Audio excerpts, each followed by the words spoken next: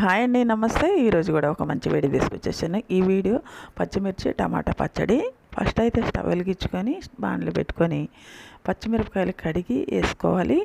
తర్వాత పచ్చిమిరపకాయలు కడిగి ఇలా కట్ చేసి వేసుకోవాలండి. తర్వాత ఒక 4 స్పూన్లు ఆయిల్ వేసేసుకొని చక్కగా దోరగా వేయించుకోవాలి. మరీ మాడకుండా వేయించుకున్న తర్వాత 2 స్పూన్లు మినప్పప్పు, 2 స్పూన్లు శనగపప్పు, 1 స్పూన్ జీలకర్ర, 1 స్పూన్ ఆవాలు, చిటికెడన్ని మెంతులు కూడా వేసుకొని ఫ్రై చేసుకోవాలి.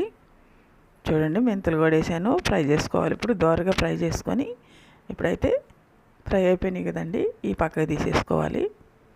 అదే బాండల్లో కొంచెం నూనె వేసుకొని ఒక 3 టమాటాలు కట్ చేసి వేసుకొని ఒక రెమ్మ చింతపండు కూడా వేసుకొని తర్వాత కొంచెం కొత్తిమీర, 4 వెల్లుల్లి రెబ్బలు కూడా వేసుకొని ఫ్రై చేసుకోవాలి. ఇవి కూడా టమాటాలు బాగా మగ్గిందాక ఫ్రై చేసుకోవాలండి. ఇలా ఫ్రై చేసుకుంటే చాలా బాగుంటుంది పచ్చడి. ఈ పచ్చడిలో ఈ వెల్లుల్లి రెబ్బలు, ఈ కొత్తిమీర వేయడంతో టేస్ట్ చాలా బాగుంటుంది. ఇవి కూడా ఫ్రై అయిన తర్వాత స్టవ్ ఆఫ్ చేసేసుకోవాలి. ఇప్పుడు ముందుగా వేయించుకున్న ఈ మిక్సీ గిన్నెలు వేసుకొని ఉప్పు వేసుకొని మిక్సీ గిన్నెలు వేసుకొని మిక్సీ పట్టేసుకోవాలి. అలా కచ్చావచ్చా మిక్సీ పట్టిన తర్వాత ఇప్పుడు మనం టమాటాలు, కొత్తిమీర, ఎల్లుల్లి రెబ్బలు ఇవన్నీ కూడా మిక్సీ పట్టాం కదా, అవన్నీ కూడా వేసుకొని చక్కగా మిక్సీ పట్టేసుకోవాలి. ఇది కలర్ఫుల్గా ఉంటుంది, టేస్ట్గా ఉంటుంది, బాగుంటుందండి. ఇప్పుడు మిక్సీ